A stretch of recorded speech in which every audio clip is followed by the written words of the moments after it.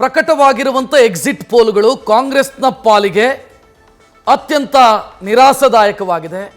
ಅದರ ಬೆನ್ನಿಗೆ ಕಾಂಗ್ರೆಸ್ ನಾಯಕರು ಪ್ರತಿಕ್ರಿಯೆಯನ್ನು ಕೊಡ್ತಾ ಇದ್ದಾರೆ. ಎಕ್ಸಿಟ್ ಪೋಲ್ಗೆ ಸಂಬಂಧಿಸಿದಂತೆ ನನಗೆ ಈ ಎಕ್ಸಿಟ್ ಪೋಲ್ ಸರ್ವೆಯ ಬಗ್ಗೆ ನಂಬಿಕೆ ನನಗಿಲ್ಲ ಅಂತ DK ಶಿವಕುಮಾರ್ ಅವರು ಹೇಳಿಕೊಂಡಿದ್ದಾರೆ. ಎಕ್ಸಿಟ್ ಪೋಲ್ ಸರ್ವೆಯ ಅಂಕಿಅಂಶದ ಬಗ್ಗೆ ನನಗೇನು ನಂಬಿಕೆ ಇಲ್ಲ. ಕಾಂಗ್ರೆಸ್ ಡಬಲ್ ಡಿಜಿಟ್ ರೀಚ್ ಆಗತ್ತೆ, ನೋಡ್ತಾ ಇರಿ ಅಂತ ವಿಶ್ವಾಸದ ಮಾತುಗಳನ್ನು DK ಶಿವಕುಮಾರ್ ಆಡಿದ್ದಾರೆ. KPCC ಅಧ್ಯಕ್ಷರಾಗಿ DK ಶಿವಕುಮಾರ್ ಮೊದಲ ಪ್ರತಿಕ್ರಿಯೆಯನ್ನು ಎಕ್ಸಿಟ್ ಪೋಲ್ಗೆ ಸಂಬಂಧಿಸಿದಂತೆ ಕೊಟ್ಟಿದ್ದಾರೆ. ನನಗೆ ನಂಬಿಕೆ ಇಲ್ಲ ರೀ ಅದರಲ್ಲೆಲ್ಲ ಅಂತ ಹೇಳಿದ್ದಾರೆ. ಚುನಾವಣೋತ್ತರ ಸಮೀಕ್ಷೆಯ ಬಳಿಕ DK ಶಿವಕುಮಾರ್ ಮೊದಲ ಪ್ರತಿಕ್ರಿಯೆಯನ್ನು ಕೊಟ್ಟಿದ್ದಾರೆ. ಇಲ್ಲ, ಅದರ ಮೇಲೆ ನಂಬಿಕೆ ಇಲ್ಲ, ನಾವು ಟೂ ಡಿಜಿಟ್ ಇಂಡಿಯಾದಲ್ಲ ಅಂತ ಗೊತ್ತಿಲ್ಲ, ಬಟ್ 2 ಡಿಜಿಟ್ ರೀಚ್ ಆಗ್ತೀವಿ ಅಂತ DK ಶಿವಕುಮಾರ್ ಅವರು ಹೇಳಿಕೊಂಡಿದ್ದಾರೆ. ಎಸ್, ಅವರು ಇಬ್ಬರು ಮಾತಾಡಿದ್ದಾರೆ, ಒಂದು DK ಶಿವಕುಮಾರ್ ಮತ್ತೊಂದು MB ಪಾಟೀಲ್. ನೋಡೋಣ. ನಾನು ಮೊದಲೇ ಹೇಳಿದ್ದೀನಿ, ನನಗೆ ಯಾವ ಎಕ್ಸಿಟ್ ಪೋಲ್ ಬಗ್ಗೆನೂ ನಂಬಿಕೆ ಇಲ್ಲ ಅಂತ ಹೇಳಿದ್ದೀನಿ. ಇವತ್ತು ಹೇಳ್ತೀನಿ. ನನಗೀಗ ಯಾರು ಫೋನ್ ಮಾಡಿದ್ರು, 2, 3, 4 ತೋರಿಸ್ತಾರೆ ಕರ್ನಾಟಕದಲ್ಲಿ. ಡಬಲ್ ಡಿಜಿಟ್ ಮೇಲೆ ಹೋಗ್ತದೆ, ಅದು ನೋಡಿದ್ದೀನಿ.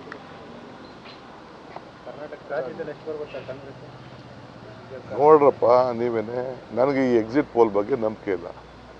ನೀವು ಹೇಳ್ತಾ ಇದ್ರಲ್ಲ, ನೀವು ಹೇಳಿ ಕರೆಕ್ಟಾಗಿ, ನೀವು ನೋಡಿರೋದು, ಕಣ್ಣಲ್ಲಿ ನೋಡಿರೋರು, ಕಿವಿಲ್ ಕೇಳಿದ್ರು.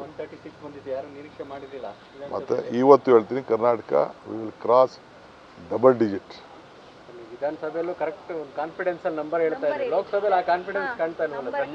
ಹೇಳ್ತಾ ಇದ್ದೀನಲ್ಲ ಡಬಲ್ ಡಿಜಿಟ್ ಅಂತ. Okay, thank you. ನನಗೆ ಈ ಪೋಲ್ ಎಕ್ಸಿಟ್ಟು ನನಗೆ ವಿಶ್ವಾಸ ಇಲ್ಲ. ಯಾವುದಕ್ಕೆ ಅಂದರೆ ಅವ್ರ ಅಸೆಸ್ಮೆಂಟ್ ಹೋಗಲ್ಲ, ಭಾಳ ಇಂಟೀರಿಯರ್ ಹೋಗಲ್ಲ ಅವರು. ಇದು ಪಾರ್ಲಿಮೆಂಟಲ್ಲೂ ಅಷ್ಟೇ, ಇವರೇನು ಸುಮ್ಮನೆ ಏನೋ ಒಂದು ಸ್ಯಾಂಪಲ್ ಸೇಲ್ ಮಾಡಿದ್ದಾರೆ. I don't believe in it. India is ready to take over the mandate. ಈ ಎಕ್ಸಿಟ್ ಪೋಲ್ಸ್ನ ನಂಬಲಿಕ್ಕೆ ಸಾಧ್ಯ ಇಲ್ಲ. ನಾನು ಕಾಂಗ್ರೆಸ್ನವನು ಅಂತೇಳಿ ಮಾತನ್ನು ಹೇಳ್ತಾ ಇಲ್ಲ. ಆದರೆ ಗ್ರೌಂಡ್ ರಿಯಾಲಿಟಿ ಏನಿದೆ, ವಾಸ್ತವ ಸಂಗತಿ ಏನಿದೆ ಅಂದರೆ 2019 ಚುನಾವಣೆ, ಆವಾಗ ಈ ಪುಲ್ವಾಮಾ ದಾಳಿ, ತದನಂತರ ಬಾಲಾಕೋಟ ಏನು ಸ್ಟ್ರೈಕ್ ಆಯಿತು, ಇದೆಲ್ಲವೂ ಒಂದು ಕಡೆ ರಾಷ್ಟ್ರೀಯತೆ ಭಾವನೆಯನ್ನು ಬಿತ್ತಿತ್ತು. ಹೀಗಾಗಿ ಎಲ್ಲರೂ ಕೂಡ BJP ಪರವಾಗಿ ನಿಂತಿದ್ರು. ಹೀಗಾಗಿ BJP ಅಷ್ಟು. DK ಶಿವಕುಮಾರ್ ಅವರ ಪ್ರತಿಕ್ರಿಯೆ, DK ಶಿವಕುಮಾರ್ ಮತ್ತು MB ಪಾಟೀಲ್ ಅವರ ಪ್ರತಿಕ್ರಿಯೆಯನ್ನು ಗಮನಿಸಿದ್ರಿ. ಸಹಜ, ಯಾರೇ ಆದರೂ ಕೂಡ ಹೌದೌದು ಎಕ್ಸಿಟ್ ಪೋಲ್ ಸರಿ ಬಂದಿದೆ ಅಂತ ಅವರಿಗೆ ವ್ಯತಿರಿಕ್ತವಾಗಿ ಬಂದಾಗ ಹೇಳೋದಕ್ಕೆ ಸಾಧ್ಯ ಇಲ್ವೋ, ಅದನ್ನೇ ಅವರು ಕೂಡ ಹೇಳಿದ್ದಾರೆ. ಅವರ ಪರವಾಗಿ ಏನಾದರೂ ಬಂದಿದ್ರೆ ಅದ್ಭುತ ಎಕ್ಸಿಟ್ ಪೋಲ್ಗಳು ಕರೆಕ್ಟ್ ಇದ್ದಾವೆ, ನಾವೇನು ಯೋಚನೆ ಮಾಡಿದ್ವೋ ಅದು ಕರೆಕ್ಟಾಗಿ ಬಂದಿದೆ, ಇನ್ನೂ 4 ಸೀಟ್ ಜಾಸ್ತಿ ಬರುತ್ತೆ, ನೋಡ್ತಾ ಇರಿ ಅಂತ ಮಾತನಾಡ್ತಾ ಇದ್ರೇನೋ. ಬಟ್ ಇದು ಅವರಿಗೆ ವ್ಯತಿರಿಕ್ತವಾಗಿ ಬಂದಿರೋದ್ರಿಂದ ಇಲ್ಲ, ಈ ಎಕ್ಸಿಟ್ ಪೋಲೇ ಸರಿ ಇಲ್ಲ, ಅಂಕಿಅಂಶಗಳು ಸರಿ ಇಲ್ಲ ಅಂತ ಹೇಳಿದ್ದಾರೆ. ಇದಕ್ಕೆ BJP ಅವರು ಏನು ಕೂಡ ಹೊರತಲ್ಲ. BJP ಅವರಿಗೆ ವ್ಯತಿರಿಕ್ತವಾಗಿ ಬಂದಿದ್ರೆ ಇಲ್ಲ ಎಕ್ಸಿಟ್ ಪೋಲೇ ಸರಿ ಇಲ್ಲ ಅಂತ ಹೇಳೋರೇನೋ, ಬಟ್ ಅವರ ಪರವಾಗಿ ಬಂದಿರೋದ್ರಿಂದ BJP ಅವರು ಅದನ್ನು ಸೆಲೆಬ್ರೇಟ್ ಮಾಡ್ತಾ ಇದ್ದಾರೆ. ಬಹಳ ಅದ್ಭುತವಾಗಿ ಎಕ್ಸಿಟ್ ಪೋಲ್ ದೇಶದ ಮೂಡನ್ನು ತೋರಿಸಿದೆ ಅಂತ DK ಶಿವಕುಮಾರ್ ಮಾತನಾಡಿದ್ದನ್ನು ನೋಡಿದ್ರಿ. ಕರ್ನಾಟಕದಲ್ಲಿ ಡಬಲ್ ಡಿಜಿಟ್ ರೀಚ್ ಆಗ್ತೀವಿ ಅಂತ DK ಶಿವಕುಮಾರ್ ಹೇಳ್ತಾ ಇದ್ದಾರೆ. ಡಬಲ್ ಡಿಜಿಟ್ ಅಂತ ಹೇಳಿದರು, ರೀಚ್ ಆಗ್ತೀವಿ ಅಂತ ಹೇಳಿದ್ದಾರೆ. ಸೊ ನನಗೆ ನಂಬಿಕೆ ಇಲ್ಲ ಈ ಅಂಕಿಅಂಶದ ಮೇಲೆ ಅನ್ನೋದನ್ನು ಅವ್ರು ಹೇಳಿದ್ದಾರೆ. ಇನ್ನೊಂದು ವಿಚಾರ ಇಲ್ಲಿ ನಾವು ಉಲ್ಲೇಖಿಸಬೇಕು. DK ಶಿವಕುಮಾರ್ ಕಳೆದ ವಿಧಾನಸಭಾ ಎಲೆಕ್ಷನ್ನ ಸಂದರ್ಭದಲ್ಲಿ ಕಾಂಗ್ರೆಸ್ 135 ಸೀಟ್ ಗೆಲ್ಲತ್ತೆ ಅಂತ ಹೇಳ್ಕೊಂಡಿದ್ರು, ಅದು ಆಗಿತ್ತು. ಸೊ DK ಶಿವಕುಮಾರ್ ಆ ಸಂದರ್ಭದಲ್ಲಿ ಕರ್ನಾಟಕದ ವಿಧಾನಸಭೆಗೆ ಹೇಳಿದಂತ ಅವ್ರು ನುಡಿದಂಥ ವಿಚಾರ ಏನಿತ್ತು, 135 ಗೆಲ್ತೀವ್ರಿ ನಾವು ಅಂತ ಒಂದು ಕೈಯಲ್ಲೊಂದು ಚೀಟಿ ಹಿಡ್ಕೊಂಡು ಹೇಳಿದರು. ಸೊ ಅದಾಗಿತ್ತು ಕೂಡ. ಬಟ್ ಈಗ ಅವರು ಹೇಳ್ತಾ ಇರೋದು ನಾವು ಡಬಲ್ ಡಿಜಿಟ್ ರೀಚ್ ಆಗ್ತೀವಿ ಅಂತ. ಅಂದರೆ ಡಬಲ್ ಡಿಜಿಟ್ ಅಂದರೆ 28 ಕೂಡ ಡಬಲ್ ಡಿಜಿಟೇ. ಬಟ್ ಅವರು ಹೇಳ್ತಾ ಇದ್ದಾರೆ ನಾವು ಅಂದರೆ 10ಕ್ಕಿಂತ ಮೇಲಿನ ಸೀಟು ಅಂತ. ಸೊ ಅದು ಡಬಲ್ ಡಿಜಿಟು. ಎಸ್, ಈಗ ಇನ್ನೊಂದು ಡೀಟೇಲ್ ನೋಡ್ತಾ ಇದ್ದೀರಿ ಕರ್ನಾಟಕಕ್ಕೆ ಸಂಬಂಧಿಸಿ. ಪೋಲ್ ಸ್ಟಾರ್ಟ್ ಅವರ ಸಮೀಕ್ಷೆಯ ವಿವರ ಇದು. BJP 18ರಲ್ಲಿ ಗೆಲ್ಲತ್ತೆ ಅಂತ ಈ ಸಮೀಕ್ಷೆ ಹೇಳ್ತಾ ಇದೆ. ಕರ್ನಾಟಕದ 28 ಲೋಕಸಭಾ ಕ್ಷೇತ್ರಗಳಲ್ಲಿ ಕಾಂಗ್ರೆಸ್ 8ರಲ್ಲಿ ಗೆಲ್ಲತ್ತೆ ಅಂತ ಈ ಸಮೀಕ್ಷೆ ಹೇಳ್ತಾ ಇದೆ. JDS 2ರಲ್ಲಿ ಅಂತ ಪರ್ಟಿಕ್ಯುಲರ್ ಆಗಿ ಅವರು ಹೇಳ್ತಾ ಇದ್ದಾರೆ. ಅಂದರೆ JDS ಸ್ಪರ್ಧಿಸಿದಂಥ 3ರಲ್ಲಿ 1ರಲ್ಲಿ ಸೋಲಬಹುದು, 2 ಗೆಲ್ಲತ್ತೆ. BJP ಸ್ಪರ್ಧೆ ಮಾಡಿದ ಕ್ಷೇತ್ರಗಳ ಪೈಕಿ 18ರಲ್ಲಿ ಗೆಲ್ಲತ್ತೆ ಅಂತ ಈ ಸಮೀಕ್ಷೆ ಹೇಳ್ತಾ ಇದೆ. 18 + 2 20 NDA ಮೈತ್ರಿಕೂಟದ ಪಾಲಿಗೆ ಕರ್ನಾಟಕದಲ್ಲಿ ಹೆಚ್ಚಿನ ಸೀಟ್ ಬರುತ್ತೆ ಅನ್ನೋ ಲೆಕ್ಕಾಚಾರ. ಕಾಂಗ್ರೆಸ್ಗೆ ಈ ರಿಸಲ್ಟ್ ಏನಾದರೂ ನಾಡ್ದು ಆ್ಯಕ್ಚುಲ್ ಆಗಿ ಬಂತು ಅಂತಾದರೆ ಕಾಂಗ್ರೆಸ್ಸಿಗೆ ಒಂದು ವಿಚಾರದಲ್ಲಿ ಅವರು ಬೆನ್ನು ತಟ್ಕೊಳ್ಬಹುದು. ನಮ್ದು ಒಂದು ಇದ್ದಿದ್ರಿ 8 ಆಗಿದೆ, 8 ಪಟ್ಟು ನಮ್ಮದು ಗ್ರೋತು ಅಂತ ಹೇಳ್ಕೊಳ್ಳೋದಕ್ಕೊಂದು ಅವಕಾಶ ಇದೆ. ಬಿಟ್ಟರೆ ಅದನ್ನು ಬಿಟ್ಟರು ನಿರಾಸೆ. ನೆಕ್ಸ್ಟ್ ಇದು ಇಂಡಿಯಾ ಟುಡೆಯ ಪ್ರಕಾರ 20ರಿಂದ 22 BJP ಕರ್ನಾಟಕದಲ್ಲಿ ಗೆಲ್ಲತ್ತೆ. ಕಾಂಗ್ರೆಸ್ 3ರಿಂದ 5. ಅಂದರೆ ಇದು ಹೆಂಗೆ ನಾವು ಅದನ್ನು ಕನ್ಸಿಡರ್ ಮಾಡೋದು ಅಂತಂದರೆ ಕನಿಷ್ಠ 3 ಅಂದರೆ 3 ಗೆದ್ದೇ ಗೆಲ್ಲತ್ತೆ, ಗರಿಷ್ಠ 5 ಅಂದರೆ ಹೆಚ್ಚು ಅಂತಂದರೆ 5 ಗೆಲ್ಲಬಹುದು ಅನ್ನೋ ಲೆಕ್ಕ. ಜಾತ್ಯತೀತ ಜನತಾದಳ ಕನಿಷ್ಠ ಅಂತಂದರೆ 2 ಗೆಲ್ಲತ್ತೆ, ಗರಿಷ್ಠ ಅಂತಂದರೆ 3 ಗೆಲ್ಲತ್ತೆ ಅಂತಂದರೆ 2 ಅಂತೂ ಫಿಕ್ಸು ಅನ್ನೋ ಲೆಕ್ಕಾಚಾರದಲ್ಲಿ ಇಂಡಿಯಾ ಟುಡೇ ಸಮೀಕ್ಷೆಯನ್ನು ಕೊಟ್ಟಿರೋದನ್ನು ನೋಡ್ತಾ ಇದ್ದೀರಿ. ಸೊ ಇಲ್ಲಿ 20 ಕನಿಷ್ಠ ಅಂತಂದರೆ NDA ಮೈತ್ರಿಕೂಟ 22, ಗರಿಷ್ಠ ಅಂತಂದರೆ 25. ಕಾಂಗ್ರೆಸ್ ಕನಿಷ್ಠ ಅಂತಂದರೆ 3, ಗರಿಷ್ಠ ಅಂತಂದರೆ 5 ಸೀಟ್ ಗೆಲ್ಲಬಹುದು ಅಂತ ಹೇಳ್ತಿದೆ. ಸೊ ಕಾಂಗ್ರೆಸ್ನ ತಕ್ಕಡಿ ಹೆಚ್ಚು ವಾಲ್ತಿಲ್ಲ, ತೂಕ NDA ಮೈತ್ರಿಕೂಟದ ತಕ್ಕಡಿಯ ಕಡೆಗಿದೆ. ಸೊ ಇಂಡಿಯಾ ಟಿವಿಯ ಸಮೀಕ್ಷೆಯನ್ನು ನಿಮ್ಮ ಟಿವಿ ಸ್ಕ್ರೀನ್ನ ಮೇಲೆ ನೋಡ್ತಾ ಇದ್ದೀರಿ.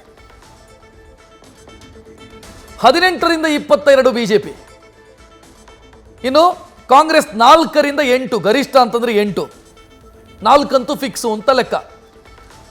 JDS 1ರಿಂದ 3 ಅಂತ ಹೇಳ್ತಾ ಇದೆ, ಕನಿಷ್ಠ 1, ಗರಿಷ್ಠ 3 ಅನ್ನೋ ಲೆಕ್ಕಾಚಾರವನ್ನು ಇಂಡಿಯಾ ಟಿವಿ ಕೊಡ್ತಾ ಇದೆ. 18 + 1 ಅಂತ ಲೆಕ್ಕ ಹಾಕಿದರೂ ಕೂಡ 19 NDA ಮೈತ್ರಿಕೂಟದ ಕನಿಷ್ಠ ನಂಬರು. ಗರಿಷ್ಠ ಅಂತಂದರೆ 22 + 3 25 ಬರಬಹುದು. ಕಾಂಗ್ರೆಸ್ ಕನಿಷ್ಠ ಅಂತಂದರೆ 4 ಅಂತೂ ಫಿಕ್ಸ್ ಬರುತ್ತೆ, 8 ಗರಿಷ್ಠ ಅಥವಾ ಹೆಚ್ಚು ಅಂತಂದರೆ 8 ಬರಬಹುದು ಅನ್ನೋ ಲೆಕ್ಕಾಚಾರ.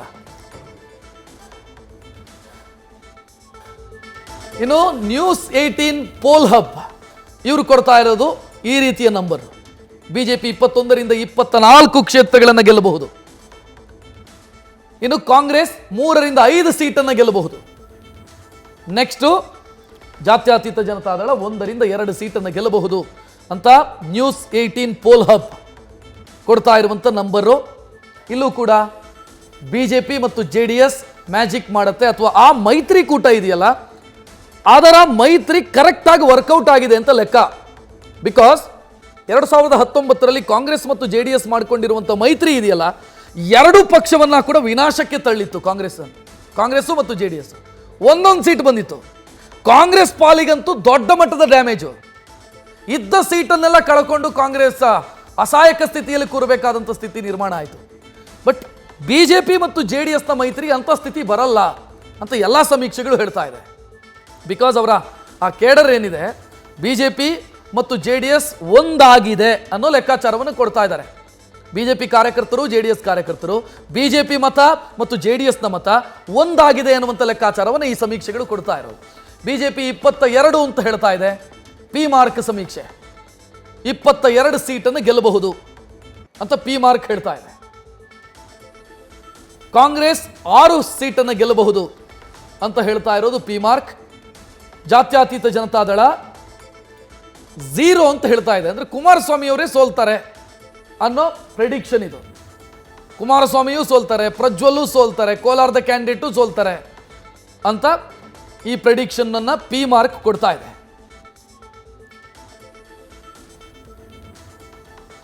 ಇನ್ನು ಸಿ ವೋಟರ್ ಸಮೀಕ್ಷೆ, BJP 21ರಿಂದ 22 ಸೀಟನ್ನು ಗೆಲ್ಲತ್ತೆ ಕರ್ನಾಟಕದಲ್ಲಿ ಅನ್ನೋದು ಸಿ ವೋಟರ್ ಕೊಡ್ತಾ ಇರುವಂತ ಎಕ್ಸಿಟ್ ಪೋಲ್. ನೆಕ್ಸ್ಟ್ ಕಾಂಗ್ರೆಸ್ 3ರಿಂದ 5 ಸೀಟನ್ನು ಗೆಲ್ಲತ್ತೆ ಅಂತ ಸಿ ವೋಟರ್ ಹೇಳ್ತಿದೆ. ಜಾತ್ಯತೀತ ಜನತಾದಳ 1ರಿಂದ 3 ಸೀಟನ್ನು ಗೆಲ್ಲಬಹುದು ಅಂತ ಸಿ ವೋಟರ್ ಹೇಳ್ತಿದೆ.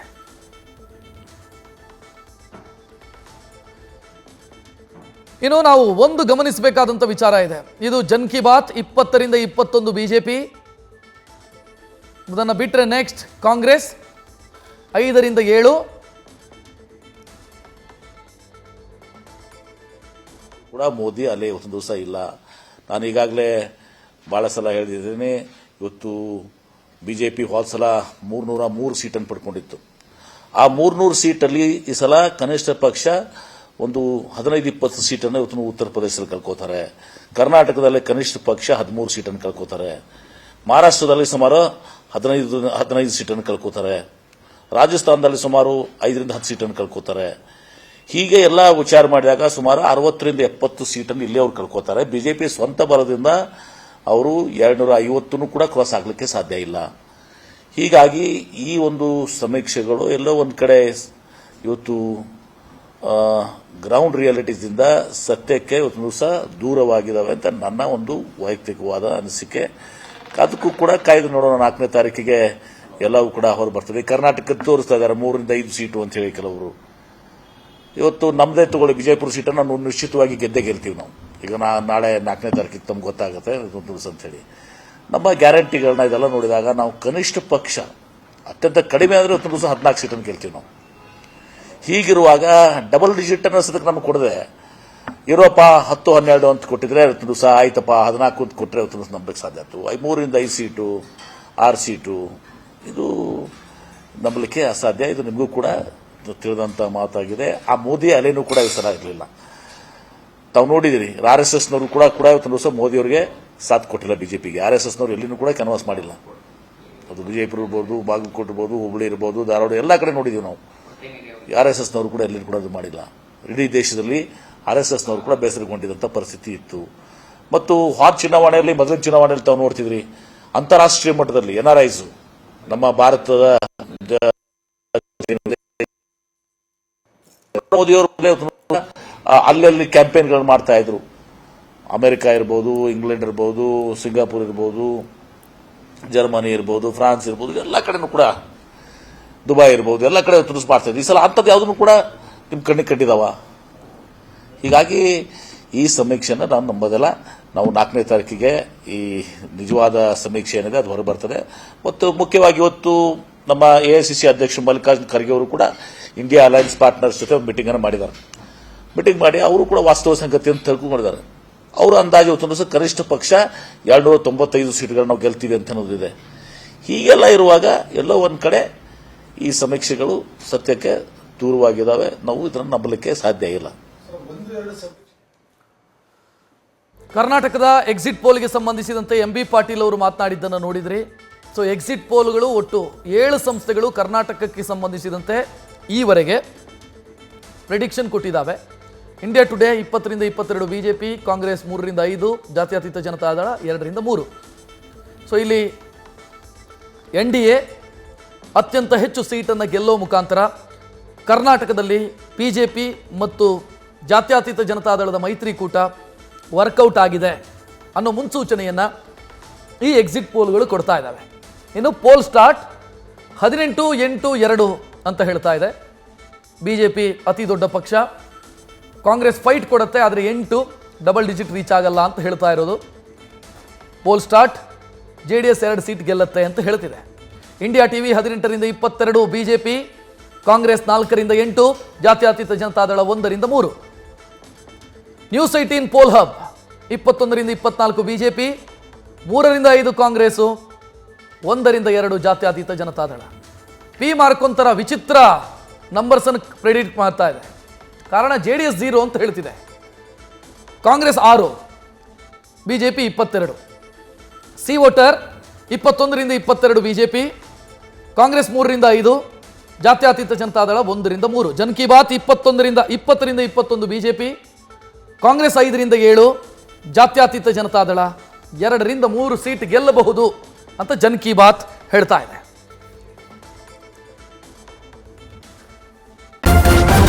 ನ್ಯೂಸ್ ಫಸ್ಟ್ ನಿರ್ಭೀತಿಯಿಂದ ನಿಮ್ಮ ಪರವಾಗಿ.